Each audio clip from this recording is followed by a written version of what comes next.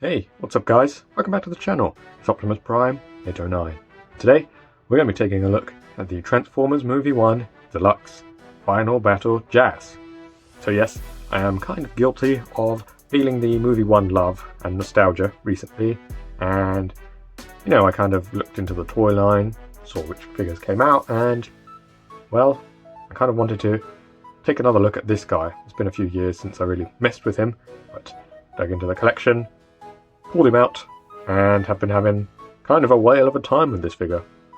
I didn't used to think much of it, but having it in hand again, messing with it, playing with it, wow, this thing really is quite impressive, and all the parts and pieces end up in the right place, and honestly it's quite impressive even to this day.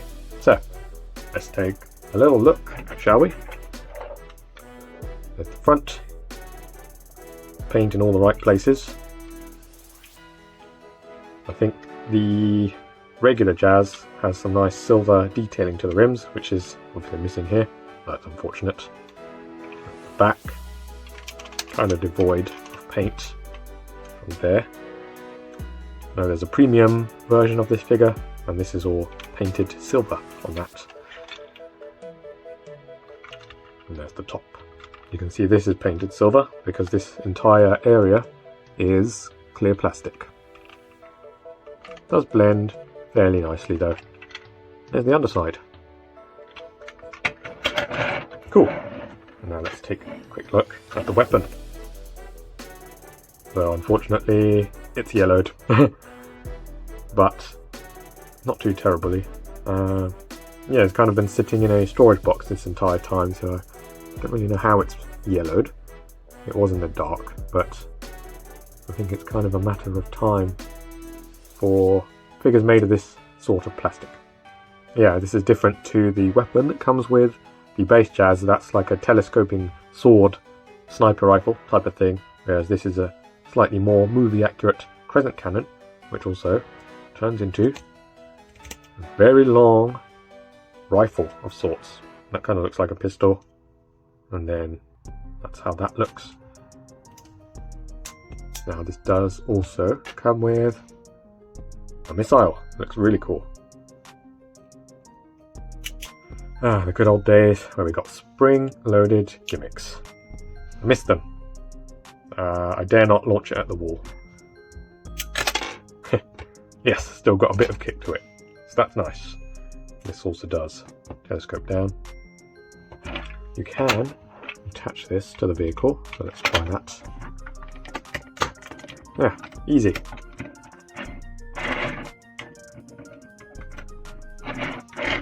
And you might have seen that this does rotate.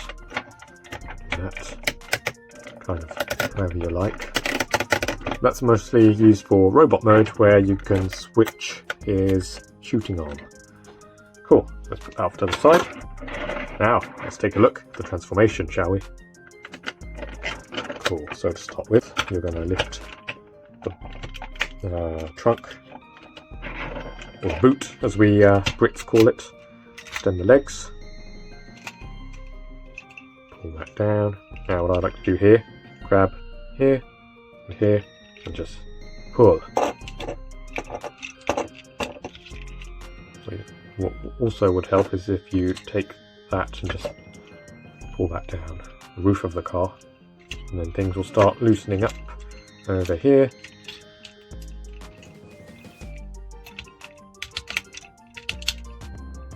And then you just sort of wrangle these areas free. There you go, that didn't sound so good. And then swing this round. That's now plugged in. So what I'm going to do now is let this on the other side.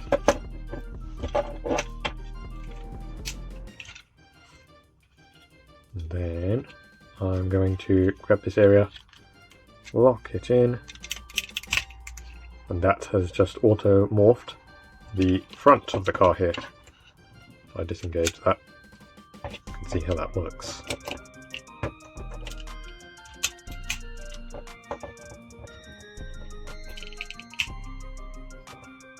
such a great and really non-intrusive gimmick Automorph was.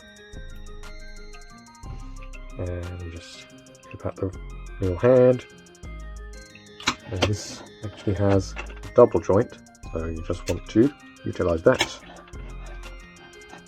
And get that aligned. Same now on the other side. That big peg hole isn't for the transformation, it's where the gun will go. Okay, so now you can orient that. Nearly done, as you can see.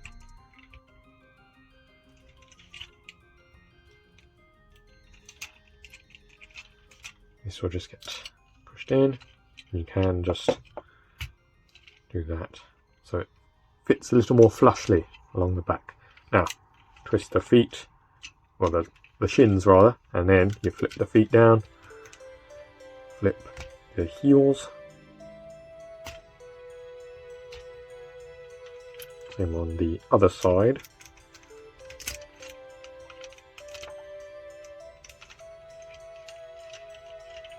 And that is more or less done. Let's just get everything spiffy. This you can kind of orient however you like. This is kind of how the CG model has it, so it's cool that they included that when they didn't really need to. Excellent. Let's just angle the camera slightly better.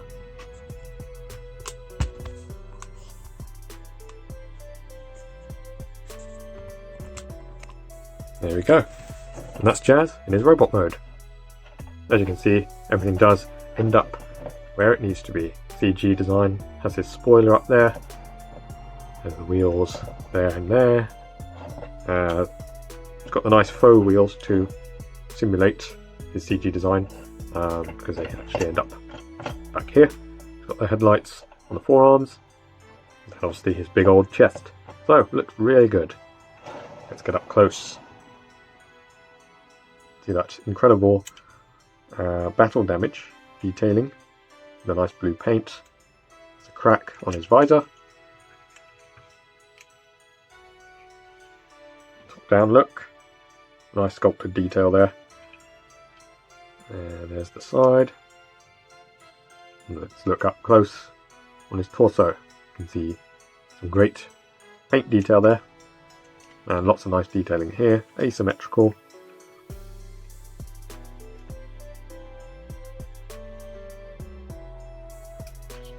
There's the back. I feel like they could have sculpted the tail lights like the CG design has, but not too bad. On the side. Yeah, that's how that all looks. So, we can bring in his weapon. And we'll plug it on the right side, I reckon.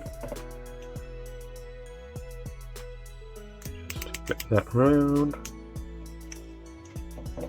That's just going to go in there. What I like to do is also flip the wrist so that it looks like his whole arm is transformed. There we go. That's how that looks. Kind of a side-mounted cannon, which a bit strange looking. You know, you kind of want it to come directly out of the wrist, but it works, I think. And then we can load up the missile. And that looks even cooler, I reckon. Yeah. Now, if we do this, I'm half expecting this missile to just go blasting. So we'll do that. We'll disarm him. Yeah. Plug that in. And oh, this does have a tendency to detach. This crescent. So let's just detach it for now. And that's how that looks. Kind of cool. Yeah. Alrighty. I'll take that off, move it to one side for now. And let's show you this little feature he has with the backpack. This is something I didn't really know how to do when I was younger. I actually only looked into how to do it and figured it out, well, I say last week. So you have to wrangle this little joint free, because he gets above these two pegs. Now what you want to do is you take that little peg, you jam it where the wheel goes, in between the spokes.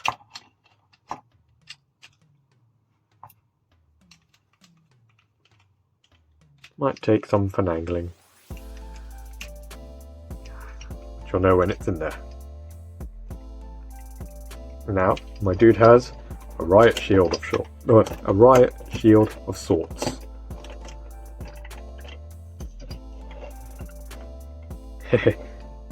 Does look pretty cool. Now, let's combine the gun with the shield look, so you can look really armored up.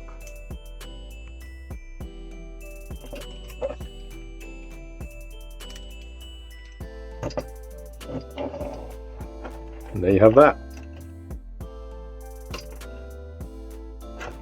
Pretty cool. Now I think there's a way to get the cannon to be like a shoulder mounted cannon. I haven't really looked into how to do that. That's something that you can investigate for sure. Now, for a quick comparison, let's move him to one side. I hope he stands up. And we'll bring in the Studio Series Deluxe Jazz. This is my customized version.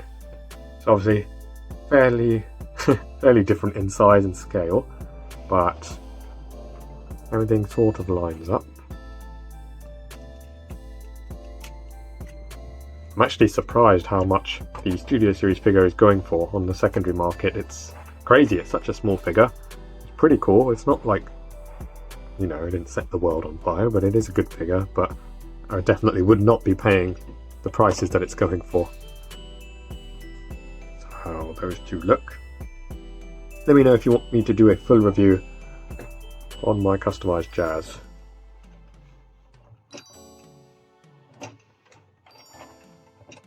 Yes, they both have rather a large backpack, as you can see. I actually feel like this one handles it better because the spoiler ends up where it needs to. And this guy on the left is having some trouble standing. So that's how they look together. Obviously this one did the crescent cannon much better, but not a bad first shout and first attempt. Cool, that's how they look together. So yes, this is a really cool figure. The G1 Colors repaint is actually a grail of mine. It's one I've been hunting since I was a child. It was a Target exclusive and I don't remember ever seeing it in the UK. But I'll be a happy guy if I ever get my hands on it. So, that's the Final Battle Jazz from the first movie. Definitely would recommend it if you're after something a little different, something fun with good articulation, and something that would still look pretty good on your shelf, if being a bit too tall for most of the modern figures. This is Optimus Prime 809. Leave a comment, let me know what you think, drop a like so that I can help my channel grow, and hopefully I'll see you in the next one. Take care.